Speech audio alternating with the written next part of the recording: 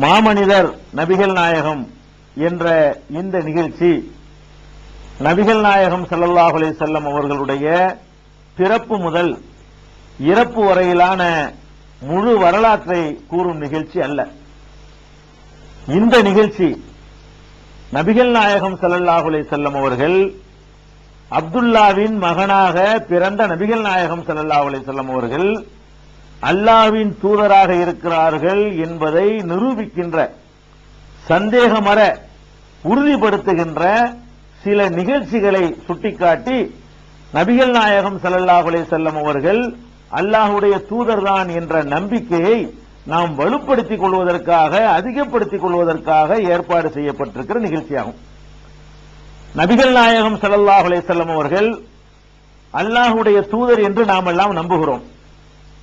எப்படி நம்புகிறோம் என்று சொன்னால், நமக்கு சொல்லித்தரப்பட்டதன் அடிப்படையில் நம்புகிறோம்.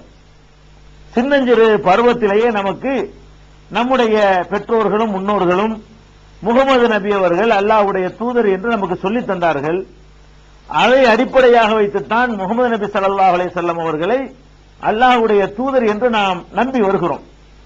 அப்படித்தான் நம்ப முடியும்.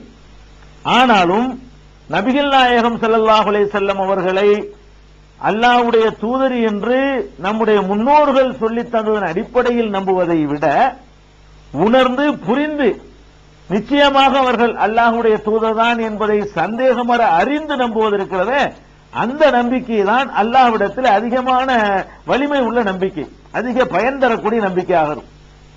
அந்த வகையில நபிகள் நாயகம் ஸல்லல்லாஹு அலைஹி வஸல்லம் அவர்கள் அல்லாஹ்வுடைய தூதர்தான் என்பதை ஆய்வு செய்வதற்கு பலவிதமான வழிமுறைகளை நாம் கையாளலாம்.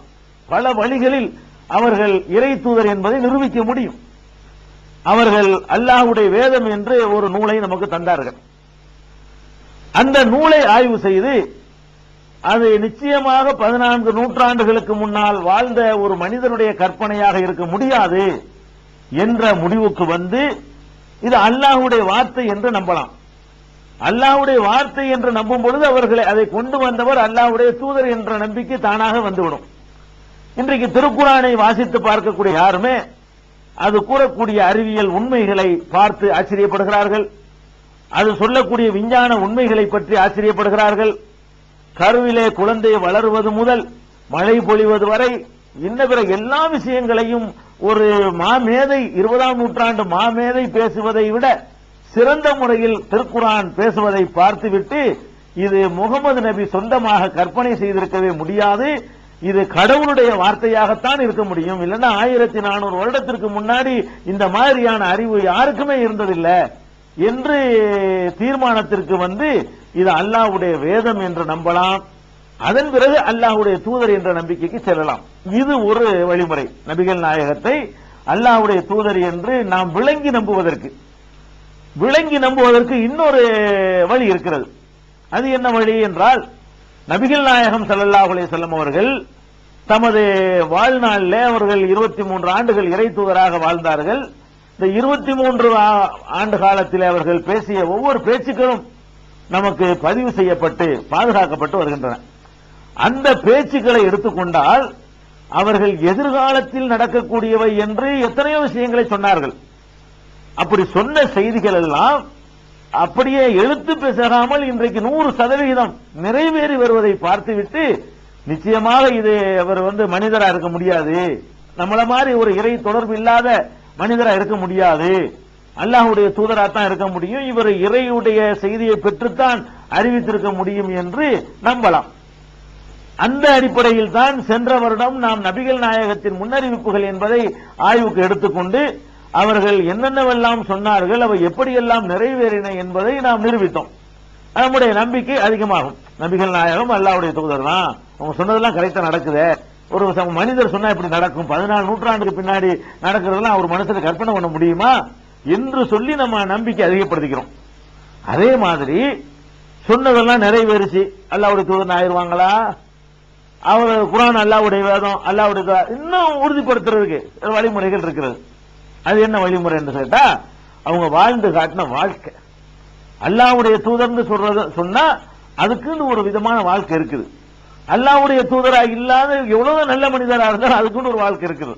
முகமது நபியுடைய வாழ்க்கையை அப்படி எடுத்து பார்த்தோம்னு சொன்னா அவர் அல்லாஹ்வுடைய தூதர் தான் என்று சொல்வதற்கேற்ப அவருடைய வாழ்க்கை இருந்துச்சா அல்லது ஒரு நல்ல மனிதர் என்று சொல்ற அளவுக்கு தான் இருந்துச்சா என்று நீங்கள் ஆய்வு செய்து பார்த்தால் நிச்சயமா இவர் அல்லாஹ்வுடைய தூதர் தான், அதுல எந்த ஒரு சந்தேகமும் இல்லைங்கிற முடிவுக்கு வரலாம். அது மாதிரியான நிகழ்ச்சிகளை தான் இந்த தொடரில் தரப்போகிறோம். மாமனிதர் நபிகள் நாயகம் ஸல்லல்லாஹு அலைஹி வஸல்லம் என்ற தொடரிலே அவர்கள் இறை தூதர் தான் என்பதை எல்லா முனையிலையும் உரசி பார்த்து, நீங்கள் நினைக்கின்ற நீங்கள் பார்க்கிற ஒரு தலைவரை போல ஒரு ஆன்மீக குருவை போல அவரை கருதிவிடக் கூடாது, அவர்கள் எந்த வகையில் எல்லாம் இறை தூதராக இருந்தார்கள் என்பதை உரசி பார்ப்பதற்கான சான்றுகளை முன்வைத்துத்தான் இந்த மாமனிதர் நபிகள் நாயகம் ஸல்லல்லாஹு அலைஹி வஸல்லம் என்ற தொடர் நிகழ்ச்சியிலே அவர்களுடைய வரலாற்று குறிப்புகள் சிலவற்றை உங்களுக்கு வழங்க இருக்கிறோம். அதே நேரத்தில் இன்னொன்றையும் இந்த இடத்துல சுட்டிக்காட்ட வேண்டியிருக்கிறது. நபிகள் நாயகம் ஸல்லல்லாஹு அலைஹி வஸல்லம் உடைய அந்த சிறப்பான வரலாற்று நிகழ்ச்சிகளுக்கு போவதற்கு முன்னால் அவங்களுடைய பிறப்பு முதல் 40 வயசு வரை ஒரு வாழ்க்கை, 40 வயசு முதல் 63 வயசு வரைக்கும் ஒரு வாழ்க்கை, 2 வாழ்க்கை அவர்களுக்கு இருக்கிறது. அதாவது பிறப்பிலிருந்து 40 வயசு வரைக்கும் உள்ள வாழ்க்கை இறைவனிடமிருந்து செய்தி வராத ஒரு மனிதராக அவர்கள் வாழ்ந்த வாழ்க்கை.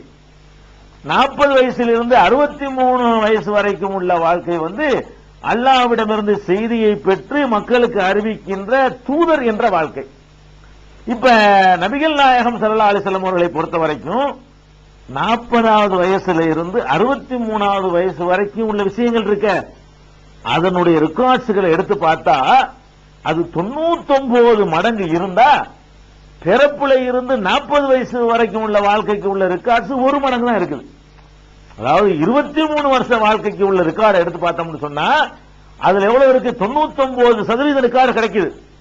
பிறப்பிலிருந்து 40 வயசு வரைக்கும் உள்ள வாழ்க்கை நீங்க எடுத்து பார்த்தீங்கன்னு சொன்னா ஆதாரப்பூர்வமான நிகழ்ச்சிகளாக அதிகம் கிடைக்கிறது இல்ல.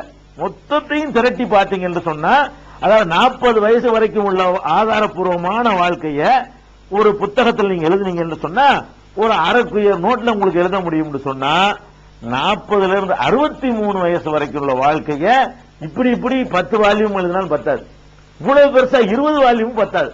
அப்ப எதுக்கு இதை சொல்ல வர்றேன்னு கேட்டா, நபிகள் நாயகம் ஸல்லல்லாஹு அலைஹி வஸல்லம் அவர்கள் பிறந்ததிலிருந்து 40 வயசு வரைக்கும் மற்ற மனிதர்களை எப்படி மற்றவங்க கவனிப்பாங்களோ அப்படி கவனிக்கப்பட்டாங்க. அல்லாஹ்வுடைய தூதர் நான் வழிகாட்ட வந்திருக்கிறேன் என்று சொல்லி ஒரு தலைமைத்துவத்தை அவங்க ஏற்றுக்கொண்ட பொழுது அவங்கள அப்படியே கவனிச்சாங்க.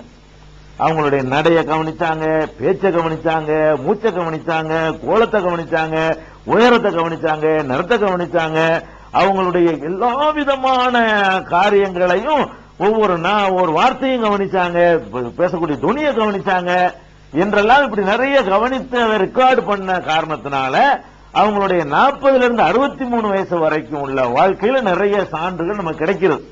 இன்னும் சொல்ல போனா அதுதான் நமக்கு வழிகாட்டுறதுக்கு தேவையும் கூட. 40 எப்ப இறை தூதர் ஆகிறார்களோ அதுக்கு பிறகு என்னத்தை அவங்க வாழ்ந்து காட்டினாங்களோ அதை நம்ம எடுத்துக்கொள்ளணும். 40 வயசுக்கு முந்தி உள்ளது அவங்க ஒரு மனிதர் என்ற முறையில் வாழ்ந்த வாழ்க்கை, இதை நம்ம கவனத்தில் வைத்துக் கொள்ளணும். அதனால இந்த 40 வயசு நீங்க எடுத்து பார்த்தால் நபிகள் நாயகம் ஸல்லல்லாஹு அலைஹி வஸல்லம் உடைய பிறப்பில இருந்து 40 வயசு வரைக்கும் நீங்க எடுத்து பார்த்தீங்கன்னு சொன்னா பரவலா நம்ம சொல்லக்கூடிய பல விஷயங்கள்ல தப்பு தவறுமா தான் சொல்லிக்கிட்டு இருக்கோம், ஆதாரமே கிடையாது. நிறைய விஷயங்கள்ல நான் பிறப்புல இருந்து அவங்க 40 வயசு வரைக்கும் பாத்தீங்கன்னா நிறைய தவறுகள் நம்ம சொல்லிக்கிட்டு இருக்கிறோம். ஒரு சில தவறுகளை உதாரணத்துக்காக வேண்டிய அதையே பட்டியல் போட்டுட்டு போனா நிறைய போயிடும். உதாரணத்துக்கு சொல்வதா இருந்தால் நம்ம சொல்லுவோம், நபிகள் நாயகம் ஸல்லல்லாஹு அலைஹி வஸல்லம் அவங்க பிறந்தாங்க பாருங்க, அந்த பிறந்த ராத்திரியில உலகத்துல உள்ள அந்த மாளிகை உளுந்துச்சு, இந்த நெருப்பு அணைஞ்சிச்சு, அந்த அமெரிக்காவில் இது நடந்துச்சு, ஈரான்ல இது நடந்துச்சு என்றெல்லாம் பலவிதமான சம்பவங்களை எழுதி வைத்திருக்கிறார்கள்.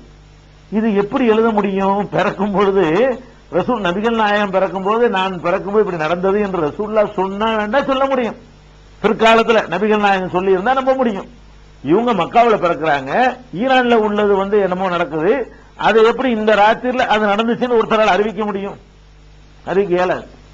அப்ப அங்க இது நடந்துச்சு, இதெல்லாம் கதை, இதெல்லாம் நம்ம சொல்ல போகும் பொழுது இப்படி எல்லாம் நம்ம நபிகள் நாயகத்தை பத்தி கூட சொன்னோம்னு சொன்னா ஆதாரத்தோட உள்ள 40 வயசுக்கு பிந்தின வாழ்க்கை இருக்கு பாருங்க, அதுலயும் தேவையில்லாத சந்தேகங்கள் மக்களுக்கு வந்துடும், எழுப்பிடுவாங்க. அதனால இப்படியான சம்பவங்களை பார்க்கிறோம். ஆமினா அவங்க தாயார் வந்து குழந்தைய சுமந்து இருந்தது, வயிறு பெருசாவல, அப்படியே ஒரே பிளாட்டாவே இருந்துச்சு என்று சொல்லக்கூடிய சம்பவத்தை பார்க்கணும். நபிகள் நாயகம் பிறந்த உடனே அங்கிருந்து அப்படி ஒளி வீசி பிளம்பு வந்து அப்படி ஈரான் வரைக்கும் அந்த ஒளி போய்கிட்டே இருந்துச்சு என்றெல்லாம் சொல்லக்கூடிய காட்சியெல்லாம் பார்க்கிறோம். இதெல்லாம் வந்து கிடையாது. இதுக்கெல்லாம் எந்த ஒரு ஆதாரமும் எந்த ஒரு சான்றும் கிடையாது. இன்னும் சொல்ல போனா நபிகள் நாயகம் ஸல்லல்லாஹு அலைஹி வஸல்லத்தை பொறுத்த வரைக்கும் அவங்க பிறந்தாங்க பாருங்க, பிறக்கும் போது நபியாவெல்லாம் பிறக்கல. சில வாழ்க்கை சொல்லுவாங்க, நபிகள் நாயகம் பிறக்கும் போது நபி, பிறவி நபி என்று சொல்வார்கள். நபிங்கிறதெல்லாம் பிறப்புல எல்லாம் வர்றதே கிடையாது. நபிங்கிறது அல்லாஹ் வந்து சில அவங்கள நல்லா ட்ரைனிங் பண்ணி அவங்கள தேர்வு செஞ்சு அல்லாஹ்வா கொடுக்கிற ஒரு கிஃப்ட் தான் நபிங்கிறது. அப்ப நபிகள் நாயகம் ஸல்லல்லாஹு அலைஹி வஸல்லம் அவர்கள் பிறப்பிலேயே நபியா இருந்தாங்கன்றாங்களே, அது சரியான்னு நீங்க பாத்தீங்க என்று சொன்னா அது இல்லைங்கிறதுக்கு திருக்குர்ஆன்ல நிறைய நீங்க சான்றுகளை பார்க்கலாம். நமக்கெல்லாம் சொன்ன சின்ன சூரா, அந்த சூறாவுல 93வது அத்தியாயம் 7வது வசனத்தை எடுத்து பாருங்க. வஜதக லால்லன், உம்மை வழி தவறியவராக இறைவன் கண்டு ஃபஹதா, வழிகாட்டினான். அப்ப பிறக்கும் போதே நபியா பிறந்தா வழி தவறியவராக காண முடியுமா? பிறக்கும் போது நபியா தானே பிறந்தாங்க, வழி தவறி இப்படி இருக்க முடியும்? அப்ப அல்லாஹ் என்ன சொல்றான் குர்ஆன்ல, நபியை 40 பொண்ணு நபி ஆக்கி இருக்கிறேன், இதுக்கு முந்தி நீ வழி தவறி இருந்தாய்ன்னு சொல்றான். வஜதக லால்லன், வழி தவறியவராக உம்மை கண்டு ஃபஹதா, உமக்கு வழிகாட்டினான், அல்லாஹ் வழிகாட்டினான். அப்ப அவங்க நபியா இருக்கல, இந்த வஹி வர்றதுக்கு முன்னாடி பிறக்கும் போது நபியா இருக்கல, 40 வயசு வரைக்கும் நபியா இருக்கல. அதே மாதிரி நீங்க எடுத்து பாத்தீங்கன்னு சொன்னா 42வது அத்தியாயம் 52வது வசனம், அதுல அல்லாஹ் சொல்லி காட்டுறான், மா குன்த தத்ரி மல் கிதாபு வலல் ஈமான், முகமதே நபியே வேதம் என்றால் என்னன்னு உங்களுக்கு தெரியாது. முதல்ல இதுக்கு முன்னாடி ஈமான் விசுவாசம் நம்பிக்கை உள்ளது என்றால் என்ன உங்களுக்கு தெரியாது. இதற்கு முன்னர் வேதம் என்பதே என்னவென்று உமக்கு தெரியாது, ஈமான் என்பதே என்னவென்று தெரியாது என்று அல்லாஹ் சொல்லி காட்டுறான். இப்பதான் தெரியுது. ஃபர்ஸ்ட் அல்லாஹ்விலிருந்து வஹி வந்த பிறகு 40வது வயசுல தான் இதெல்லாம் தெரிய ஆரம்பிக்குது என்று அல்லாஹ் சொல்கிறான் திருமறை குர்ஆன்ல. இப்ப இதுல என்ன விளங்குது? அதுக்கு முன்னாடி ஈமான்ட என்னன்னு தெரியாம இருப்பாங்களா? நபியா இருந்தா பிறக்கும் போதே ஒருவர் வந்து நபியா பிறந்தா ஈமான்டா என்னன்னு கூட தெரியாம இருப்பாங்களா? தெரியாம இருந்தாங்கன்னு அல்லாஹ் சொல்லி காட்டுறான். அவ்வளவு வேண்டியது இல்ல. நபிகள் நாயகம் ஸல்லல்லாஹு அலைஹி வஸல்லம் அவர்களுக்கு ஜிப்ரீல் வந்து இறை தூதர் என்ற அந்த பொறுப்பு ஒப்படைத்து இக்ரா பிஸ்மி ரப்பிக்கல்லதீன உடனே இறை தூதர் ஆக்கிட்டாங்கல்ல, அப்ப கூட அவங்களுக்கு கன்ஃபார்ம் ஆகலையே. அவங்க பயப்படுறாங்க, மூர்ச்சி ஆகுறாங்க, பொறுத்துக்கிட்டு படுக்கிறாங்க. அவங்க மனைவி ஹதீஜா ரலியல்லாஹு அன்ஹா அவங்க தான் போய் வந்து வரக்காங்கிற ஒரு கிறிஸ்தவ மதத்தை அறிஞர்கிட்ட அழைத்துக்கிட்டு போய் என்னன்னு கேட்கும்போது அவர் ஒருக்கா உறுதிப்படுத்துறாரு. எதுக்கு சொல்றோம்னு கேட்டா, பிறவிலேயே நபிங்கிற மாதிரி எல்லாம் இதனால எந்த ஒரு பயனும் கிடையாது, இதுல எல்லாம் எந்த ஒரு சிறப்பும் கிடையாது, இதுக்கு எந்த ஒரு ஆதாரமும் கிடையாது. நமக்கு என்ன ஆதாரம் இருக்குது? ஷஹ்ரு ரமலான் அல்லது உன்சில ஃபீஹில் குர்ஆன், ரமலான் மாதத்தில் குர்ஆன் அருளப்பட்டது. அப்ப ரமலான் மாதத்தில் எல்லாருடைய தூதரை நியமிக்கப்பட்டாங்க. அவ்வளவுதான் நமக்கு ஆதாரம் இருக்கே தவிர அதுக்கு முன்னாடி எல்லாம் இறை தூதராக அவங்க இருக்கல, பிறக்கலைங்கிறது விளங்கிக்கணும். அப்ப பிறக்கும் போதே அது நடந்தது, இது நடந்தது, அந்த அதிசயம் நடந்தது, இந்த அதிசயம் நடந்தது என்றெல்லாம் நிறைய சொல்லுவாங்க. அதெல்லாம் யாரும் அப்படிலாம் கவனிக்கல, பிறக்கும் போது உள்ள சமாச்சாரம் கவனிக்கல. அப்ப இதை விளங்கிக்கணும். இன்னும் சில பேர் பிறக்கும் போது கத்னா செஞ்சு பிறந்தாங்க, கத்னா செஞ்சு பிறந்தாங்கன்னு எங்க இருக்கு? ஆதாரப்பூர்வமான எந்த ஒரு ஹதீஸ்லயும் இல்ல.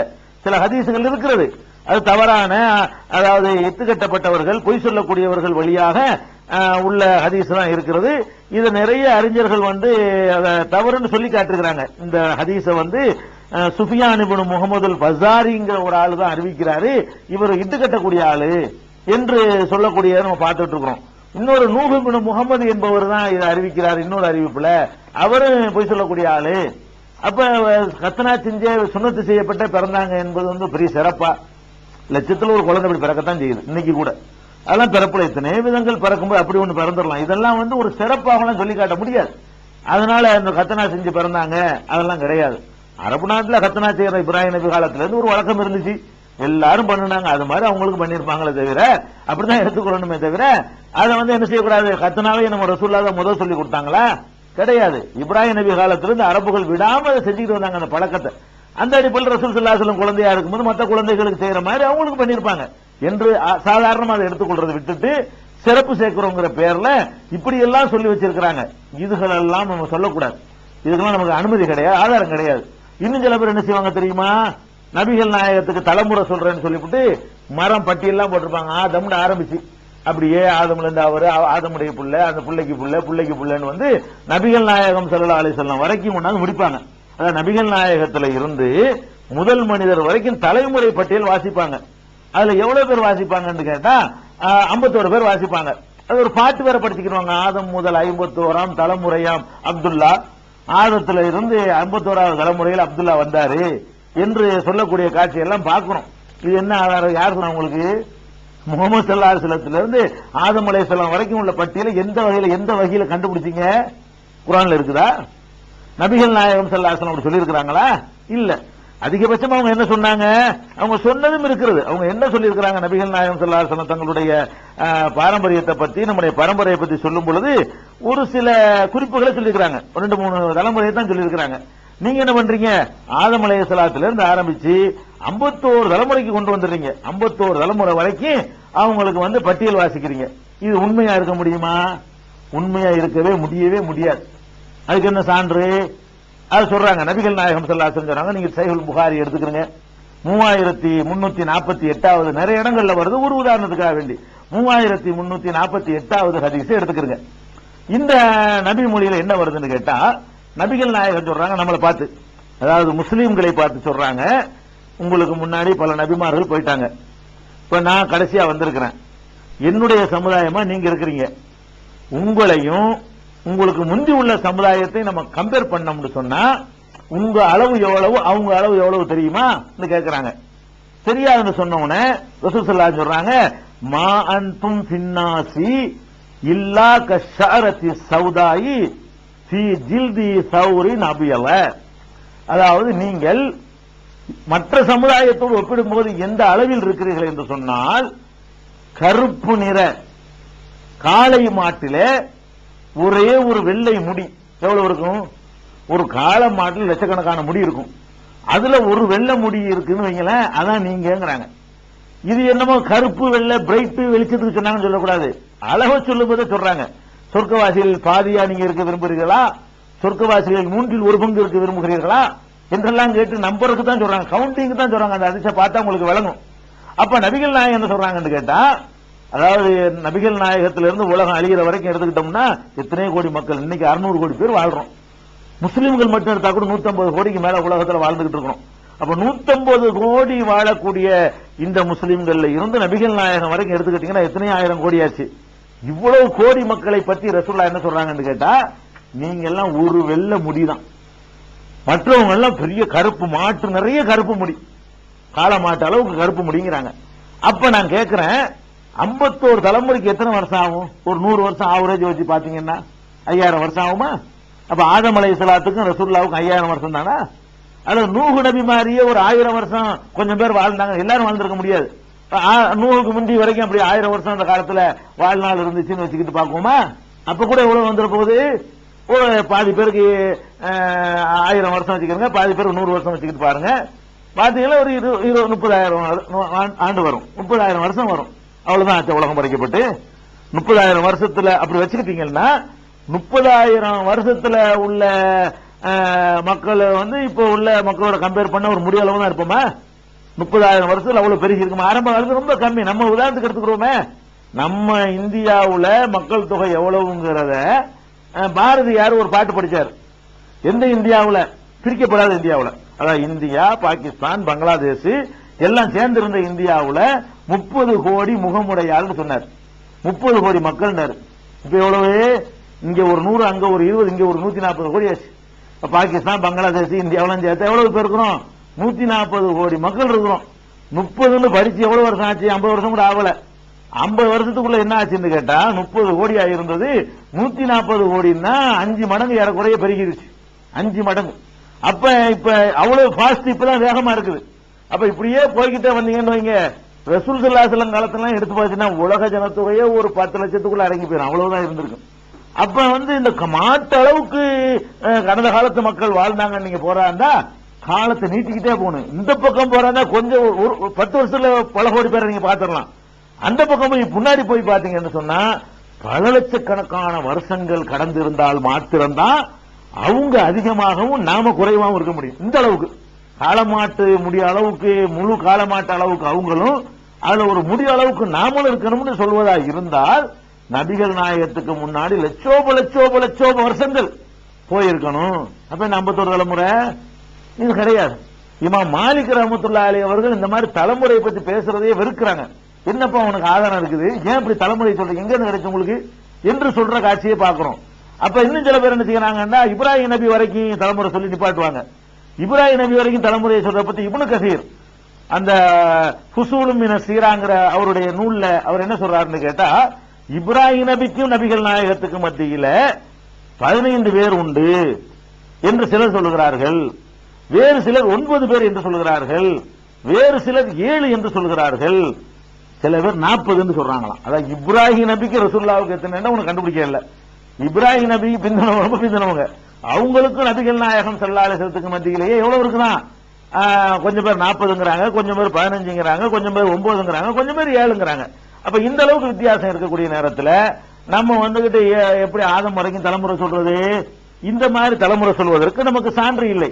அப்ப நபிகள் நாயகம் ஸல்லல்லாஹு அலைஹி வஸல்லம் அவர்கள் தலைமுறையை பொறுத்தவரைக்கும் என்ன சொல்லியிருக்கிறாங்கன்னு கேட்டா இப்படி சொல்லியிருக்கிறாங்க.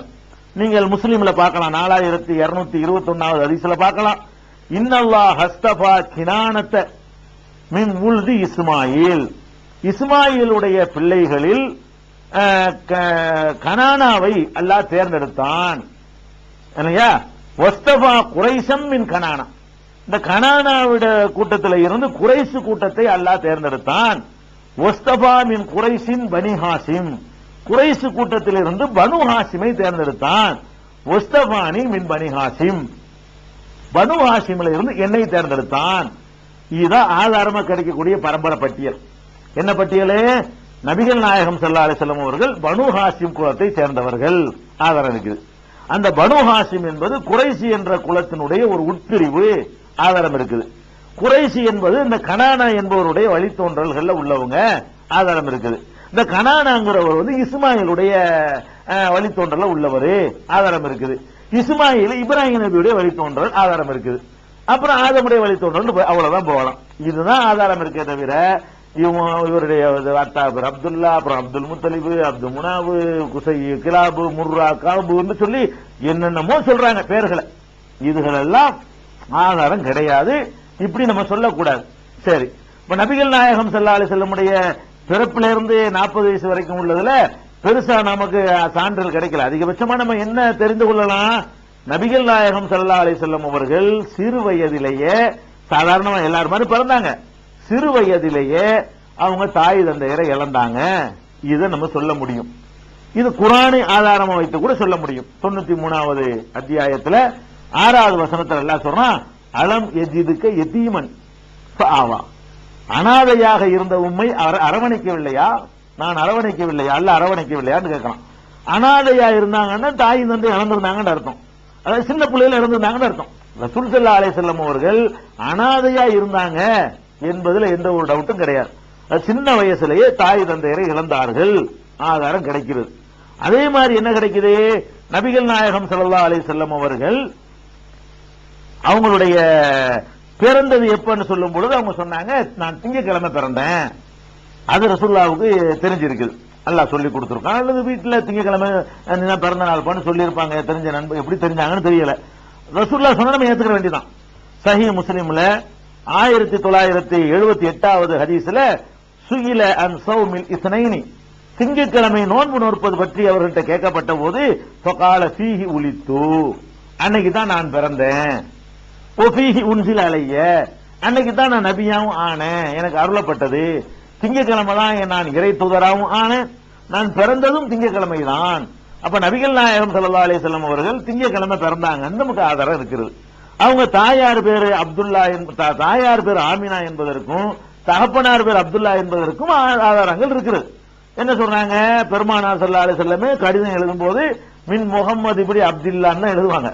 ஹெர்கல் மன்னருக்கு, கைசரு, கிஸ்ரா எல்லாருக்கும் எழுதும் பொழுது அவங்களுடைய கடிதங்கள் எல்லாம் ரெக்கார்ட்ஸா இருக்கிறது. புகாரி முஸ்லிம் உட்பட ஏராளமான நூல்கள்ல பதிவு செய்யப்பட்டிருக்கிறது. அது எழுதும் போது முகமது இப்னு அப்துல்லாவின் மகன் முகமது எழுதுவது என்று பெருமானார் ஸல்லல்லாஹு அலைஹி வஸல்லம் சொல்லியிருக்கிறாங்க. அவங்க தகப்பனார் பேர் அப்துல்லா, அவங்க தாயார் பேர் ஆமினாங்கிறது ஆதாரம் இருக்கிறது. பாட்டனார் பேர் அப்துல் முத்தலிபுக்கு ஆதாரம் இருக்கிறது, அபு தாலிபுக்கு ஆதாரம் இருக்கிறது, பெரிய தாங்கிறதுக்கு அப்பாஸுக்கு ஆதாரம் இருக்கிறது, ஹம்சாவுக்கு ஆதாரம் இருக்கிறது. இப்படிலாம் சில ஆதாரங்கள் இருக்கிறது. இதெல்லாம் ஓகே. அது பிறந்த நாள் இருக்கு, அதுல கூட நம்ம ஒரு தவறான ஆதாரம் இல்ல வந்து சொல்லிட்டு இருக்கோம். பெருமானார் ஸல்லல்லாஹு அலைஹி வஸல்லம் அது ஒரு குறையும் கிடையாது, பிறந்த நாளே தெரியலன்னு சொல்ல முடியாது.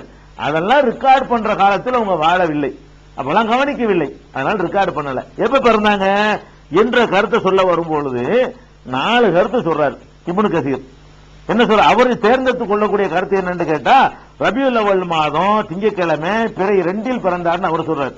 இப்னு கசீர் என்ன சொல்றாருன்னு கேட்டா, ரபியுல் அவ்வல் மாசம் பிறந்தாங்க, அது திங்கட்கிழமை பிறந்தாங்க, அதுவும் பிறை 2 பிறந்தாங்கன்னு அவங்க சொல்றாங்க.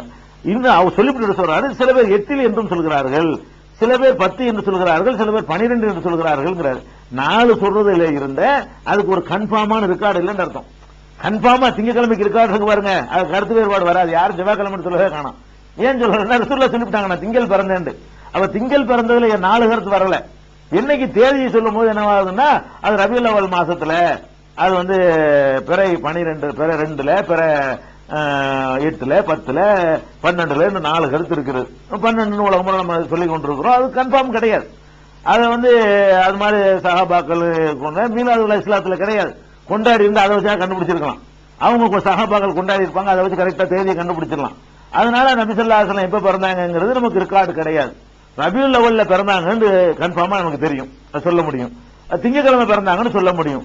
அதுவும் எப்ப பிறந்தாங்க, எப்ப நபியானாங்கிறதுக்கு ஒரு ரெக்கார்டு கிடைக்குது. சஹீஹுல் புகாரியில 3948 3948 ஹதீஸ்ல என்ன இருக்குன்னு கேட்டா, ஃபத்ரத்து பைன ஈசா வ முஹம்மது ஸல்லல்லாஹு அலைஹி வஸல்லம் 6 சனா. முஹம்மது ஸல்லல்லாஹு அலைஹி வஸல்லத்துக்கும் ஈசா நபிக்கு மத்தியில இறை தொடர்பு நின்று போயிருந்த காலகட்டம், பத்திரத்துடைய காலம் 600 ஆண்டுகள் என்று இருக்கிறது. 600 ஆண்டுகள் என்று சல்மான் பார்சி ஒரு நபி தோழர் சொல்றார், அவர் ஆய்வு பண்ணக்கூடியவர் சொல்றார்.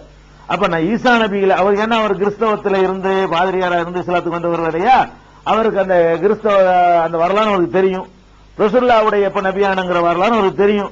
ரெண்டையும் வச்சு அவர் தான் சொல்ல முடியும். ஒரு கிறிஸ்தவ பாதிரியாரா இருந்து இஸ்லாத்துக்கு வந்தவரால் தான் அதை கரெக்டா சொல்ல முடியும். அவர் என்ன சொல்றாருன்னா, ஈசா நபிக்கு பிறகு ரசூலுல்லாஹ்வுக்கு வஹி வந்து 600 வருஷத்துக்கு பிறகு வந்தது. அதுக்கு வந்து புகாரில நமக்கு என்ன இருக்கு, ஆதாரம் கிடைக்கிறது. ஒன்னு இருக்கு, எந்த வருஷம் பிறந்தாங்க என்பதுல யானை ஆண்டு பிறந்தார்கள் என்று ஹதீஸ் இருக்குங்க. ரசூல் ஸல்லல்லாஹு அலைஹி வஸல்லம் அவர்களும் யானை ஆண்டு, அதாவது யார் சொல்றா, கைஸ் இப்னு மஹரமா என்று சொல்றாரு. இது முஸ்னத் அஹ்மதுல இருக்கு, சஹீஹான ஹதீஸ் தான். அதுல என்ன இருக்குன்னு கேட்டா, நானும் நபி ஸல்லல்லாஹு அலைஹி வஸல்லம் அவர்களும் யானை ஆண்டில் பிறந்தோம். அந்த காலத்துல உள்ளவர் சொல்றாரு, நானும் பிறந்தது யானை வருஷத்துல தான், ரசூலுல்லாஹ் பிறந்தது யானை வருஷம், நாங்க ரெண்டும் ஒரே காலத்துல உள்ளவங்க, ஒரே நாள்ல பிறந்தோம், ஒரே நாள்ல வேற பிறந்திருக்கிறார். ஏன் அது சின்ன அந்த பிறந்திருக்காரு. யானை ஆண்டுனா என்ன எல்லாருக்கும் தெரியும். யானை ஆண்டுங்கிறது, யானை ஆண்டு என்றால் நபிகள் நாயகம் ஸல்லல்லாஹு அலைஹி வஸல்லம் பிறக்கிறதுக்கு முன்னாடி காபாங்கிற அந்த ஆலயத்தை அழிப்பதற்காக வேண்டி யமன்ங்கிற நாட்டை சேர்ந்த ஆபரகாங்கிற ஒரு மன்னன் யானை படையை திரட்டி கொண்டு அழிக்கிறதுக்கு வர்றான். அல்லாஹ் வந்து அதிசயமான முறையில் அபாபில் பறவைகளை அனுப்பி அவர்களை தோற்கடிக்க செய்கிறான் என்பது சூரத்துல் ஃபீல் என்ற யானை அத்தியாயம் கூட குர்ஆன்ல இடம்பெற்றிருக்கிறது சம்பவம். இந்த நிகழ்ச்சியை தான் யானை ஆண்டுமாங்க. இந்த நிகழ்ச்சி எப்ப நடந்துச்சோ அதுக்கு பேர் தான் யானை ஆண்டு. அந்த வருஷத்துல தான் ரசூல் ஸல்லல்லாஹு அலைஹி வஸல்லம் பிறக்கிறாங்க என்று அவர் சொல்கிறார். ஆனா அது ஒரு முக்கியமான விஷயம் என்னன்னு கேட்டா, யானை ஆண்டு எதுங்கிறதுல வந்து நிறைய கருத்து வேறுபாடு இருக்கு. யானை ஆண்டுங்கிறது வந்து அது எப்ப, அப்புறம் ரசூலுல்லாஹ்வுடைய 40 வயசுக்கு அந்த யானை ஆண்டுக்கு மத்தியில் உள்ள டிஃபரெண்ட் எவ்வளவு கேட்கும் பொழுது 40, 50, 63 பலவிதமான கருத்துக்கள் சொல்லப்பட்டு போயிடுது. அதனால நமக்கு இதெல்லாம் தேவையில்லை. நமக்கு தேவை வந்து என்னன்னு கேட்டா, நபிகள் நாயகம் ஸல்லல்லாஹு அலைஹி வஸல்லம் அவர்கள் அவங்க வந்து 40 வயசுல அல்லாஹ்வுடைய தூதர் ஆனாங்க. அதுக்கு பிறகு அவங்க வாழ்க்கையை பார்க்கணும். இவ்வளவுதான் நம்ம வந்து அதுல விளங்கிக்கிறணும். இன்னொரு விஷயம் விளங்கிக்கிற வேண்டியது என்னன்னா, பெருமானார் ஸல்லல்லாஹு அலைஹி வஸல்லம் அவங்க அன்றைக்கு இருந்த சமுதாயத்துல நல்ல ராயல் ஃபேமிலிமாங்க இல்லையா, உயர்ந்த குலம், அனாதையா இருந்தாலும் உயர்ந்த குலத்தை சேர்ந்தவர்களாக அவங்க இருந்திருக்கிறாங்க. அதுக்கு நம்ம என்ன ஆதாரம்னு கேட்டா, நீங்க புகாரியில பார்க்கலாம். சஹீஹுல் புகாரியில புகாரி 7வது ஹதீஸ் அதை பார்க்கலாம். அதே புகாரியில 2900 41வது ஹதீஸ்ல பார்க்கலாம். இந்த 2 ஹதீஸ்ல என்ன வருதுன்னு கேட்டா, ஹெர்குலிஸ்ங்கிற மன்னர் ஹெர்குலிஸ்ங்கிற மன்னருக்கு நபி ஸல்லல்லாஹு அலைஹி வஸல்லம் கடிதம் அனுப்புறாங்க இஸ்லாத்துக்கு வர சொல்லி. பிற்காலத்துல இப்ப இல்ல, பிறக்கும்போதுல பிற்காலத்துல அப்படி அனுப்பப்படக்கூடிய நேரத்தில் ஹெர்குலிஸ் என்ன பண்றாருன்னு கேட்டா, இந்த ஆளு ஒருத்தர் கடிதம் அனுப்பியிருக்காரு, அவர் யாருன்னு விசாரிக்கணுமே என்ற உடனே இந்த அபூ சுஃபியான் ரசூலுல்லாஹ்வுடைய எதிரியா இருக்காரு. அப்ப பிந்தி இஸ்லாத்துக்கு வந்துட்டாரு. இந்த சம்பவம் நடக்கும்போது எதிரியா இருக்காரு. அவர் வியாபாரத்துக்கு போயிட்டு இருக்கிறத கேள்விப்பட்டு அவரை கூப்பிட வச்சு விசாரிக்கிறார். என்னப்பா உங்க ஊர்ல ஒருத்தர் வந்திருக்காராம்ல, முகமது சொல்றாங்களா, அவர் யாரு என்ன தெரியுமா என்ன விவரம் விசாரிக்கிறார். விசாரிக்கும் பொழுது என்ன செய்யறாருன்னு கேட்டா, கைஃப நஸபுஹு ஃபீக்கும், உங்களில் அவருடைய பாரம்பரியம் எப்படிப்பட்டது அப்படின்னு கேட்கிறார். அப்ப அபூ சுஃபியான் எதிரியை பத்தி சொல்றாரு. ரசூலுல்லாஹ் எதிரி தானே, எதிரியா இருந்தாலும் இதை மறைக்கவே இல்லை அவருக்கு. ஒஹுவ ஃபீனா ஸூ நஸபின், அவர் ரொம்ப ரொம்ப நல்ல ஃபேமிலி, உயர்ந்த குலம், எங்கள்ல அவர் நல்ல உயர்ந்த குலத்துல உள்ள பிறந்தவர் தான், அற்பமான குலத்துல பிறந்தவர் இல்லைங்கிறார். அப்ப நமக்கு என்ன விளங்குது, பெருமானார் ஸல்லல்லாஹு அலைஹி வஸல்லம் அவர்கள் குறைஷில பனி ஹாசிம் குலத்துல பிறந்தாங்க என்பதும் விளங்குது. நான் ஏற்கனவே சொன்ன ஹதீஸ்ல இன்னொன்னு விளங்குது, அது நல்ல உயர்ந்த குலமா இருந்திருக்குது. அன்னைக்கு உள்ள சமூகத்துல உயர்ந்த குலம். என்ன உயர்ந்த குலம்னு கேட்டா, அவங்க எந்த குலத்துல பிறந்தாங்களோ அவங்க தான் கஅபாங்கிற ஆலயத்தினுடைய அறங்காவலர்களாக இருந்தார்கள். யாரு? நபிகள் நாயகத்தினுடைய குடும்பங்கள் தான், ஃபேமிலி தான் காபத்துல்லாவுக்கு ட்ரஸ்டியா இருந்தாங்க, ட்ரஸ்டிகளாக இருந்தார்கள். அவங்க தான் அதை எல்லாத்தையும் தீர்மானிப்பாங்க, எல்லாம் நிர்வாகம் பண்ணுவாங்க. அவங்க தான் வரக்கூடியவங்களுக்கு தண்ணீர் புகட்டுறது, சேவை செய்யறது, இந்த பராமரிக்கிறது. பெரிய சுற்றுலா தலமாக காபத்துல்லா இருந்தது, எல்லாரும் வரப்போக இருந்த இடம். அந்த நிர்வாகத்தை எல்லாம் யார் கவனித்தான்னு கேட்டா, நபிகள் நாயகத்தினுடைய குடும்பத்தார் கவனிச்சதுனால அவங்க ஒரு உயர்ந்த குலம், இவங்க ஆலயத்துடைய அறங்காவலர் குடும்பமா இருக்கிறாங்க பாரம்பரியமா என்று ஒரு மரியாதைக்குரியவர்களாக இருந்தார்கள். அந்த குலத்தில் நபிகள் நாயகம் ஸல்லல்லாஹு அலைஹி வஸல்லம் அவர்கள் பிறந்தார்கள். இதுக்கு சான்றுகள். உயர்ந்த குலம், உயர்ந்த குலம் மட்டுமில்ல, அவங்களுடைய அந்த 40 வயசுக்கு முந்தினதுல இன்னொரு விஷயம் என்னன்னு கேட்டா, நல்ல வசதி, பணங்காசு ஜாஸ்தியா வசதி பெற்றவர்கள் இருந்தாங்க ரசூலுல்லாஹ். இதுக்கு எங்கேயும் சான்றுகளை தேடி போக வேண்டியதில்லை. 40 வயசுக்கு முன்னாடி அவங்க பணக்காரரா இருந்தாங்க. என்ன ஆதாரம்னா குர்ஆன்ல இருக்கிறது. என்ன இருக்கு குர்ஆன்ல? வஜதக ஆயிலன் ஃபாகனா, உம்மை வறுமை வாய்ப்பட்டவராக ஏழையாக கண்ட இறைவன் உம்மை பணக்காரனாக செல்வந்தராக ஆக்கினான் என்று அல்லாஹ் சொல்லி காட்டுறான். அப்ப அல்லாஹ்வுடைய தூதர் அந்த நியமிக்கப்படக்கூடிய அந்த காலத்துல எல்லாம் நல்ல வசதியோடு இருக்கிறாங்க. 25 வயசுலேயே வியாபாரத்துக்கு பெரிய தகப்பனோட போய் வியாபார நுணுக்கங்களை கற்று சம்பாதிக்க துவங்கி நல்ல வசதியான பெண்மணி கதிஜா நாயகி அவர்களை திருமணம் செய்து அவங்க ஊர்ல பெரிய பணக்கார பெண்ணவர் இருந்தாங்களா, 2 சேர்ந்த உடனே நல்ல ஒரு வசதி வாய்ப்போட பெருமானார் ஸல்லல்லாஹு அலைஹி வஸல்லம் இருந்தாங்க. அப்ப நபியின் இறை தூதர்னு சொல்லக்கூடிய அந்த நேரத்தில் அவங்க காசு பணத்துல எந்த குறையும் கிடையாது, நல்ல வசதியா இருந்தாங்க, நல்ல குலத்திலையும் பிறந்திருந்தாங்க. இதை நம்ம கவனத்தில் வச்சுக்கணும், பின்னாடி தேவைப்படும். நபிகள் நாயகம் உயர்ந்த குலத்துல பிறந்தாங்க என்பதும் அவங்க வசதி உள்ளவர்களாக 40 வயசுக்கு முன்னாடி வரைக்கும் நல்ல பணக்காரல ஊர்ல பெரிய பணக்காரரா இருந்தாங்க என்பதற்கும் சான்றுகள் உள்ளன. சரி, இப்ப பெருமானார் ஸல்லல்லாஹு அலைஹி வஸல்லம் அவர்களை இப்ப நானும் மாமனிதர்ங்கிறத நம்ம அந்த டாபிக்ல போறோம். நபிகள் நாயகம் ஸல்லல்லாஹு அலைஹி வஸல்லம் நான் எனக்கு அல்லாஹ்விடமிருந்து செய்தி வருது, நான் அல்லாஹ்வுடைய தூதர் என்று மக்கள்கிட்ட சொல்றாங்கல்ல. அப்படி சொல்லும் பொழுது என்ன ஆதாரத்தை வச்சு சொன்னாங்க? என்ன ஆதாரத்தை சொன்னாங்க? நபி இந்த அவருக்கு என்ன தனி அடையாளம் ஏதாவது இருக்குமா? ஒரு அடையாளம் இருக்காது. நபிமார்கள் இறை தூதர்னு சொன்னா அவங்க மனித தன்மையெல்லாம் எடுக்கப்பட்டு அனுப்பப்படுவார்களா? அப்படி அனுப்பப்பட மாட்டாங்க. ஏன்னு கேட்டா எல்லா காலங்களிலும் நபிமார்களை இறை தூதர்கள் அனுப்பும் பொழுதெல்லாம் அவங்களுடைய எதிரிகள் கேட்ட கேள்விகள் குர்ஆன்ல இடம்பெற்றிருக்கிறது. என்ன கேள்வி கேட்டாங்க? மாலி ஹாதர் ரசூல், இவர் என்னப்பா தூதர்ங்கிறீங்க, யகுலு தஆம், சாப்பிடுகிறார், எம்சி பில் அஸ்வாக், கடத்தலுக்கு போறாரு, என்ன தூதர், என்ன வித்தியாசமா இருக்குன்னு கேட்டாங்க.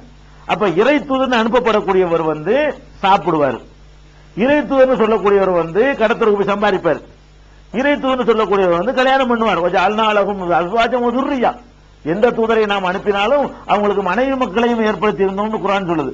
அப்ப இறை தூதர் அனுப்பப்பட்டவங்களுக்கு மனைவிமார்கள் இருந்தாங்க, இறை தூதர்களுக்கு புள்ள குட்டிங்க இருந்தாங்க, இறை தூதர்கள் போய் சம்பாதிச்சாங்க, இறை தூதர்கள் சாப்பிட்டாங்க. இப்படி இருக்கக்கூடிய ஒருவர் இறை தூதர்னு சொல்வதா இருந்தா புருப்பு கேட்பான்ல, அவன் மக்கள்கிட்ட போய் சொல்லுமா நான் இறை தூதரு, அவன்பா இறை என்ன வச்சுக்கிற இறை தூதருக்கு நாங்க எப்படி நம்புறது? உனக்கு இறைவன் செய்தி வந்தா நீ நம்பிட்டு போ, உன்னை இறை தூதர் நாங்க எப்படி ஏத்துக்கிறோம்? கேட்பாங்களா இல்லையா? கேட்டாங்க. கேட்டதுக்கு அல்லாஹ் என்ன சொன்னா பதிலு? அல்லாஹ் சொல்றது, அல்லாஹ் என்ன பதில சொல்ல சொன்னா நபிகள் நாயகம் ஸல்லல்லாஹு அலைஹி வஸல்லம் தெரியுமா? அழகான பதில். என்ன சொல்ல சொல்றான்னு கேட்டா, அதாவது கேட்க சொல்றான் அல்லாஹ் ரப்பல் ஆலமீன், கது லபிஸ்து ஃபீக்கும் உம்ரம் மின் கப்லிஹி அஃபலா தஅகிலூன். மக்களே, நான் வெளியூர்ல இருந்து உங்கள்ட்ட அல்லாஹ்வுடைய தூதர்னு உங்களை சொல்றேனா? இந்த ஊர்ல பிறந்தேன். இந்த ஊர்ல பிறந்து 40 வருஷம் உங்கள்ட்ட வாழ்ந்திருக்கிறேன். எவ்வளவு வருஷம் வாழ்ந்திருக்கிறேன்? 40 ஆண்டு காலம் உங்களோட வாழ்ந்திருக்கிறேன். அந்த வாழ்க்கையை பார்த்துட்டு நீங்க என்ன சொல்லுங்க, அதை கூட சிந்திக்க மாட்டீங்களான்னு அல்லாஹ் கேட்க சொல்றான். உன்னை இறை தூதர் என்பதற்கு அவர்கள் ஆதாரம் கேட்பார்களேயானால், அவர்கள் சந்தேகப்படுவார்களேயானால், அவர்களுக்கு நீ சொல்ல வேண்டிய பதில் என்ன தெரியுமா? உங்களிடத்தில் இவ்வளவு வருடங்களை நான் கழித்திருக்கிறேனே, அதை சிந்திக்க மாட்டீர்களா? உலகத்துல எவனாலையும் சொல்ல முடியாத வார்த்தை இது. உலகத்துல எந்த மனுஷனும், எந்த மகானும், யாரான எடுத்துக்கோங்க, எந்த மனுஷனும் போய் பிறந்த ஊர்ல அவன் பிறந்ததுல இருந்து ஒரு 40 வயசு வரைக்கும் அவனை கவனித்துக்கிட்டு இருக்கிற ஊர்ல போய்கிட்டு என்னுடைய இளமையை பாத்தியா சொல்ல இயலுமா? 40 வருஷத்துல மனுஷங்கிற முறையில எவ்வளவு சிறுமிசம் பண்ணிருப்போம், சின்ன பிள்ளை சேட்டை பண்ணிருப்போம், இளமை முறுக்குல உள்ள அந்த சைத்தான் வேலையெல்லாம் பண்ணிருப்போம். பண்ணாம இருக்க முடியும் மனுஷன்டா? இவ்வளவு அநியாயம் பண்ணிருப்போம்.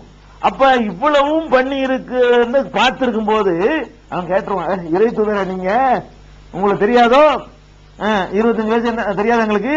இந்த 28 வயசுல தெரியாது நினைக்கிறீங்களா? 22 வயசுல என்ன பண்ணி எங்களுக்கு தெரியாதா? 12 வருஷம் பண்ணி கேட்டுருவான்ல, கேள்ற பாப்போம். என்ன கேட்க சொல்றான்ல, நீ போய் நின்று அந்த மக்கள்கிட்ட கேளு, ஏப்பா இவ்வளவு வருஷம் உங்களோட நான் இருந்தேனே, அதை கூட நீங்க சிந்திச்சு பார்க்க மாட்டீங்களா? அதை வச்சு நான் இறை தூதர்னு நீங்க நம்ப மாட்டீங்களான்னு சொல்லி அல்லாஹ் ரப்புல் ஆலமீன் என்ன செய்யறான்? ஆதாரத்தை எடுத்து கொடுக்குறான். அப்ப லபிஸ்து ஃபீக்கும் உம்ரம் மின் கப்லிஹி, இதற்கு முன்னால் பல வருடங்கள் உங்களோடு வாழ்ந்திருக்கிறேனே, அதை நீங்கள் விளங்க மாட்டீர்களா, சிந்திக்க மாட்டீர்களா? இது அல்லாஹ் சொல்லக்கூடிய பாயிண்ட்.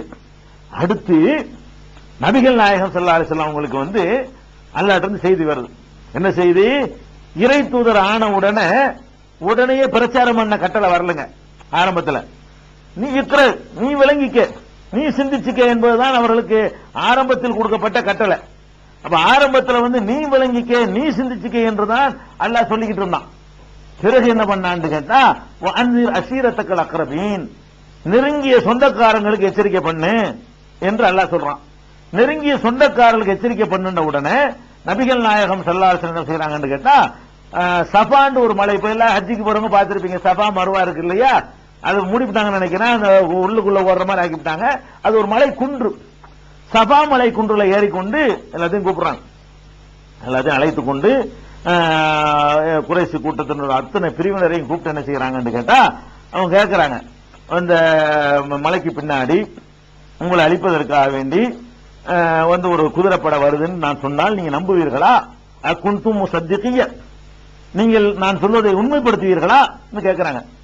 அப்ப அந்த மக்கள் சொல்றாங்க, காலு நாம், ஓ உண்மைப்படுத்துவோமே. எதனால உண்மைப்படுத்துவோம்னு சொன்னா, மா ஜர்ரபுனா அலைக்க இல்லா சிதுகா, நாங்கள் உண்மையை தவிர வேற ஒன்னை உம்மிடத்தில் பார்த்ததில்லை, முன் அனுபவம் இல்லையப்பா, உங்களை பற்றி நாங்கள் உண்மையை சொல்ல தவிர வேற ஒண்ணு நாங்கள் பார்த்ததே இல்லையே கேட்கிறாங்க. என்ன கவனிக்கணும்னா, நான் சொன்னால் நீங்க நம்புவீர்களான்னு சொன்னதுக்கு பதில கவனிங்க. யாரு எதிரிகள், யாரு ஏற்க மாட்டோம்னு பிற்காலத்தில் எதிரி ஆனார்கள், அவங்க சொன்னாங்க, நீர் உண்மையை தவிர வேறொன்றும் சொல்லி நாங்கள் கண்டது இல்லையே. ஒரு மனுஷனுக்கு ஒரு சொந்த ஊர்ல இப்படி சொல்லவே இயலாது. வேண்டுமானால் இப்படிப்பட்ட மனிதர்கள் சில பேர் இருப்பாங்க. எப்படி?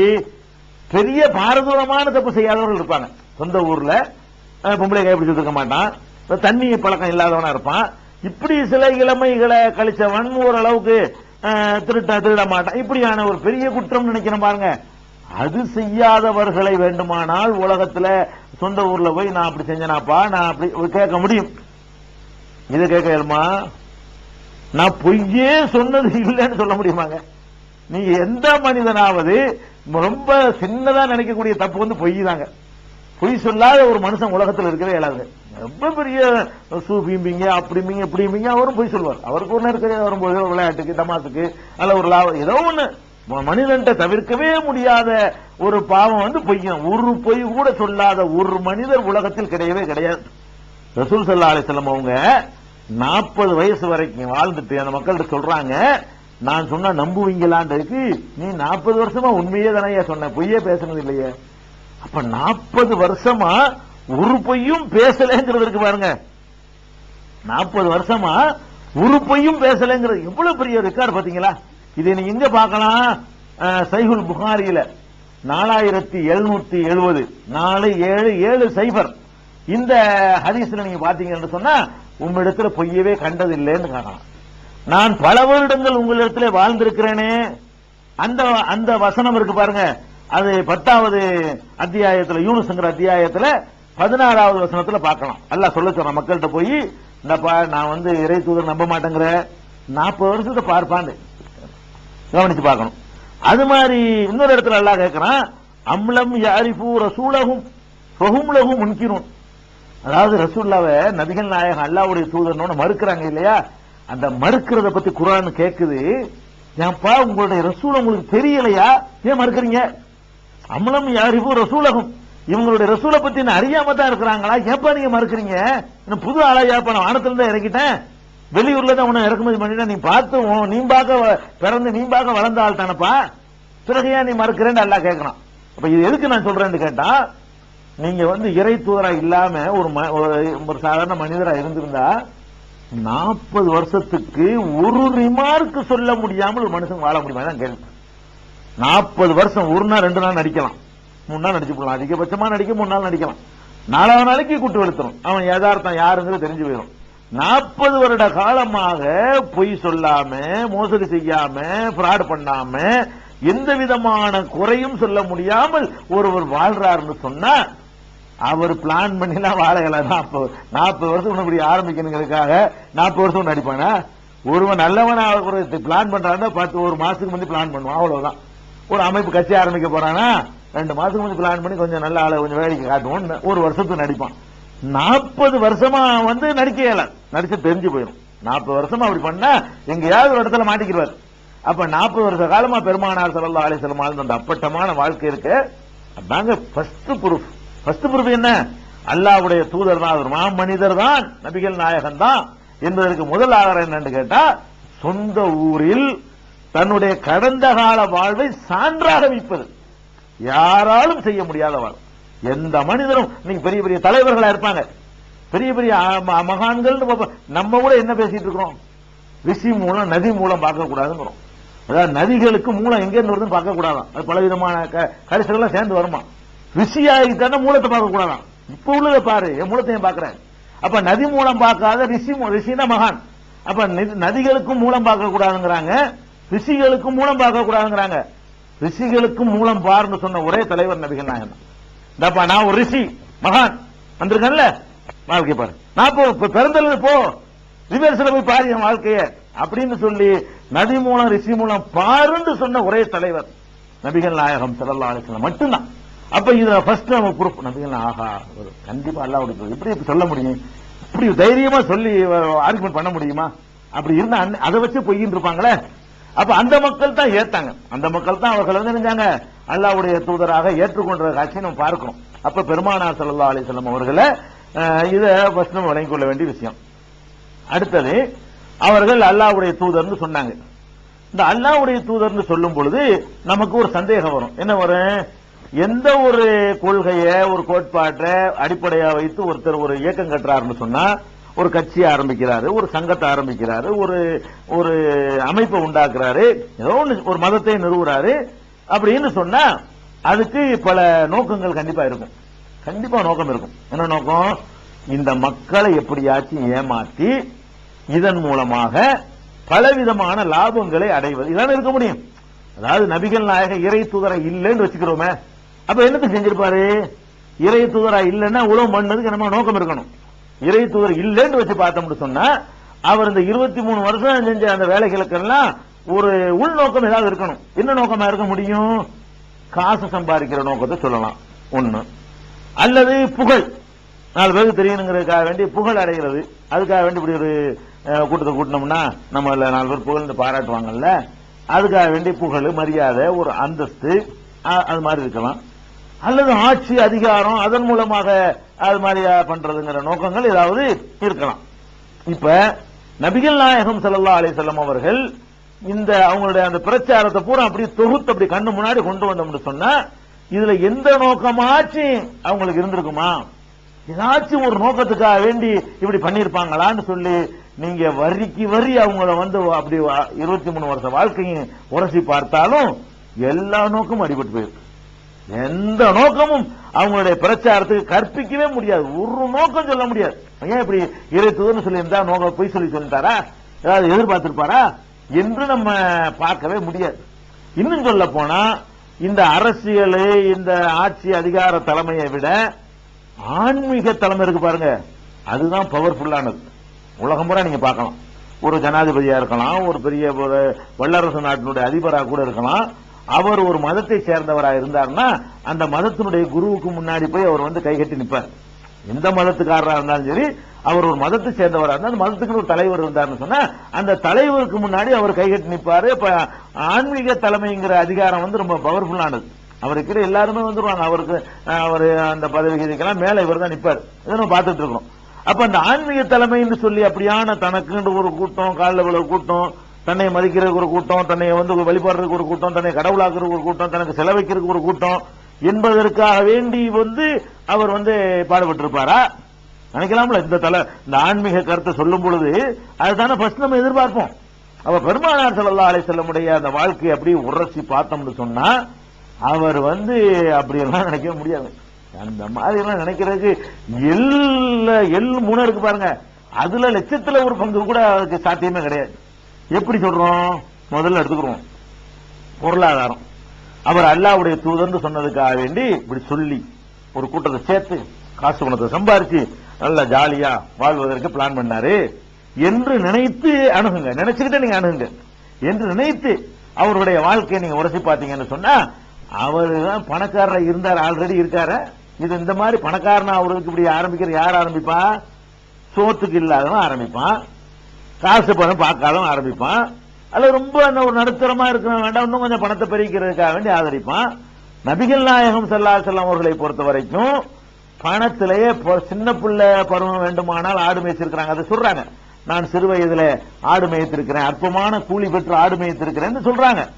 அவங்களுடைய 25ல இருந்து 40 வயசு வாழ்க்கையெல்லாம் அவர் எளிமையான வாழ்க்கையெல்லாம் கிடையாது, நல்ல லக்ஸரியான வாழ்க்கை, நல்ல சொகுசான நல்ல வசதியான வாழ்க்கை தான். அப்ப சொந்த உழைப்புல அவங்க வந்து பணம் திரட்டி நல்ல பணக்காரரா இருக்கிறாங்க. அப்ப நல்ல வசதி படைத்தவராக இருக்கக்கூடிய நிலையில் எந்த ஒரு இயக்கத்தையும் யாரும் ஆரம்பிக்க மாட்டாங்க. வசதி படைத்தவராக இருக்கிறவர் அப்படியே டெவலப் பண்ணி எதுல வசதி ஆனாரோ அதையே டெவலப் பண்ணிட்டு போயிருவார்லங்க.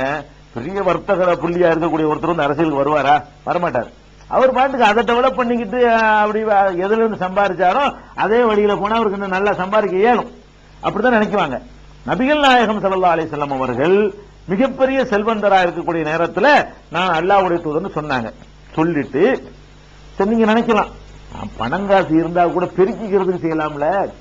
பணங்காசு வந்து லட்சம் வச்சுக்கிறவனுக்கு லட்சத்துல திருப்தி வரவா செய்யுது, கோடி வச்சுக்கிறவனுக்கு இன்னும் 100 கோடி கொடுத்தாலும் இன்னொரு 100 கோடி இருக்குதான்னு தான் கேட்பான்.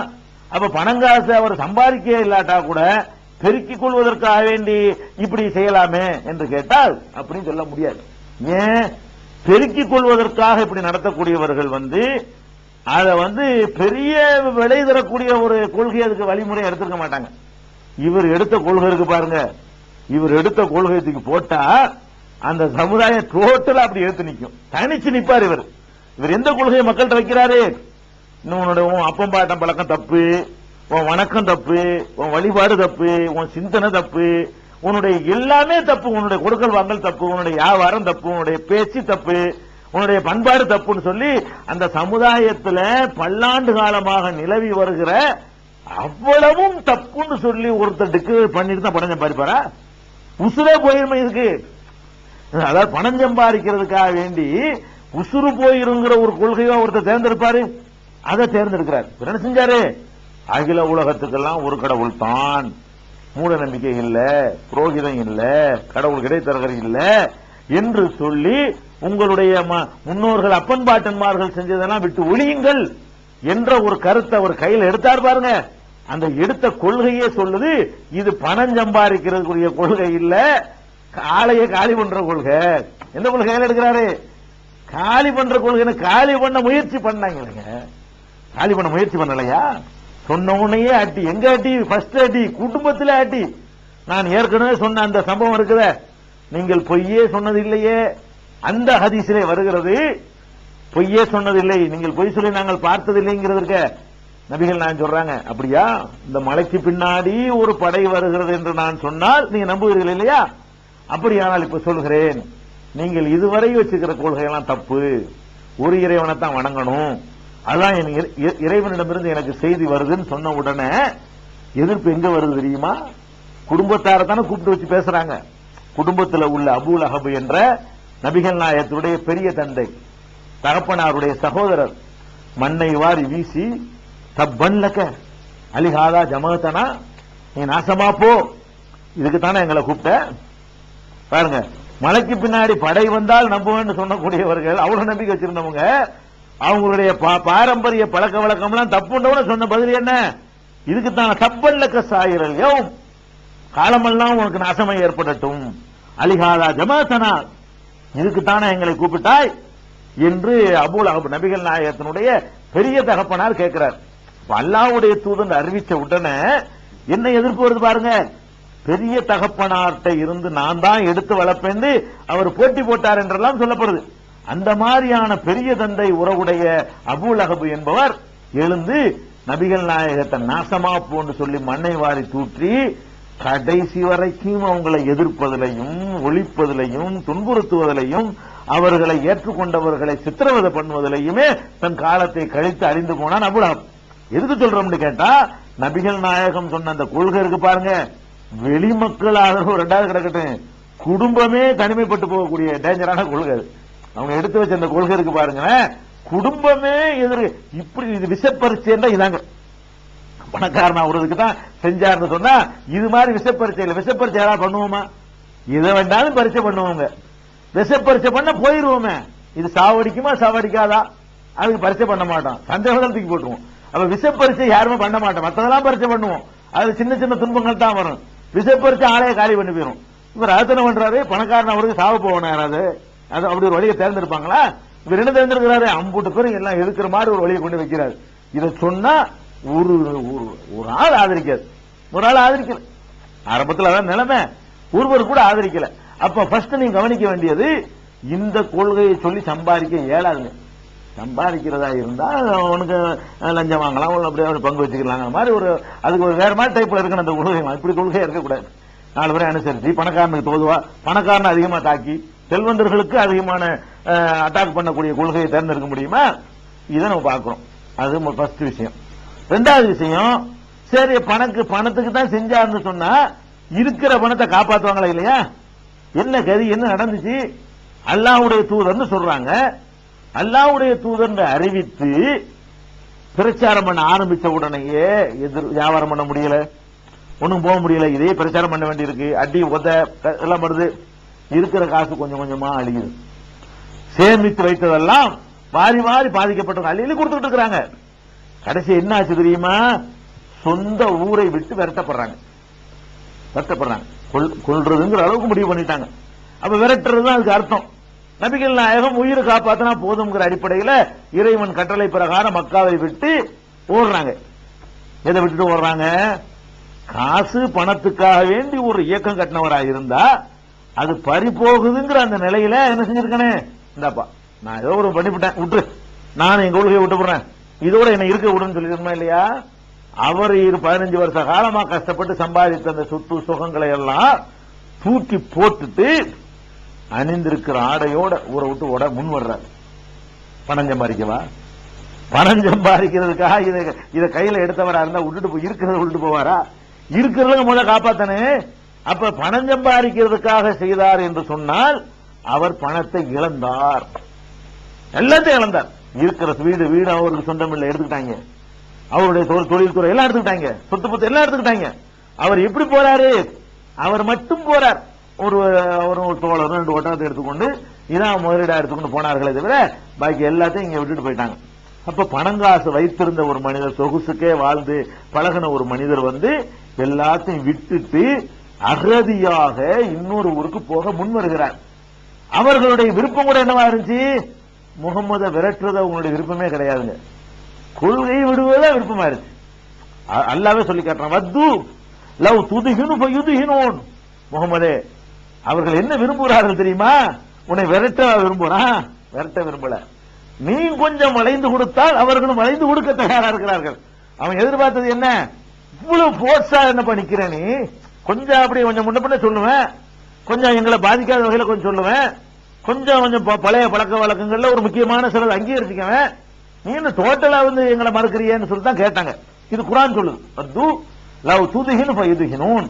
நீர் வந்து வளைந்து கொடுக்க பூசி மெழுக தயாராக இருந்தால் அவர்களும் அதற்கு தயாராக இருக்கிறார்கள்.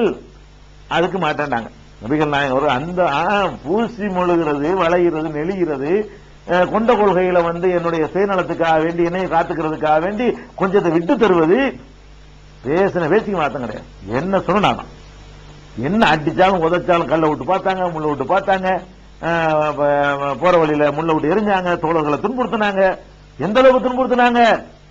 தொழுது கொண்டிருக்கிறார்கள் காபாவில் போய் ஒட்டகத்தினுடைய மலக்குடல சாணத்தை குடலோட தூக்கிட்டு வந்து நெற்றியை நிலத்தில் வைத்து சஜிதாவில் இருக்கும் பொழுது தலையில தூக்கி அதை வச்சாச்சு. ஒரு ஆட்டு குடலை தூக்கி நம்ம தலையில வச்சா கூட எந்திரிக்க முடியாது. அது மாதிரி ஒரு 20 மடங்கு இருக்கும் ஒட்டக குடல். அவ்வளவு பெரிய உருப்படியை கொண்டாந்து கழுத்துல வைக்கப்பட்டா என்ன ஆகுறது? எழுந்திருக்க முடியாம கை கூட்டி சிரிக்கிறாங்க. பணம் சம்பாதிக்கிறவர் இப்படி ஒரு வழியை தந்திருப்பாரா? பணம் சம்பாதிக்கிறவர் இவ்வளவு ஒரு கேவலமான ஒரு நிலைக்கு தள்ளப்பட்டும் கூட அதுல நிப்பார உறுதியா? அப்ப நபிகள் நாயகம் ஸல்லல்லாஹு அலைஹி வஸல்லம் அவர்கள் வசதியோட இருந்து ஆரம்பிச்சாங்க பாருங்க. அதான் முக்கிய பிளஸ் பாயிண்ட். சாப்பாட்டுக்கு இல்லாம மட்டும் அல்லாஹ்வுடைய சொல்றாங்க வைங்க, அவர் ஏதோ நோக்கல் செய்ய சொல்லலாம். அவர் எல்லாம் இருந்துதான் இதை ஆரம்பிக்கிறார். வசதி வாய்ப்போடு அனுபவிச்சுக்கிட்டு தான் இந்த கஷ்டத்துக்கு. எந்த அளவுக்கு கஷ்டம் தெரியுமா? இந்த ஒட்டக குடல் வச்சது மட்டுமில்ல, பல வருடங்களுக்கு அவர்களை ஊர் நீக்கம் செய்தார்கள். ஊர் நீக்கம்னா எந்த மாதிரி ஊர் நீக்கம்? ஊருக்குள்ளேயே உள்ள ஊர் நீக்கம் அல்ல. ஷுஅபே அபி தாலிப் என்ற ஒரு கணவாய் ஊருக்கு வெளியில ஒதுக்குப்புறமா அங்க கொண்டு போய் பல வருடங்கள் 3 ஆண்டுகள் தள்ளிட்டாங்க. எந்த தொடர்பு வச்சுக்க கூடாது, அதுக்குள்ள கெடன்ட்டாங்க. எதுக்கு? ஒரு 2 நாள் 3 நாள் போட்டோம்னா ஆள் வந்து ஒரு வழிக்கு வந்துருவாரு, சொத்து பத்தெல்லாம் கிடக்குது, ஆளை விடுங்கப்பா, இவ்வளவு சாப்பாடை பணத்தை வச்சுக்கிட்டு நான் போட்டு இங்க பாலைவனத்துல நான் போட்டீங்களேன்னு கேட்பாரு. பார்த்தாங்க.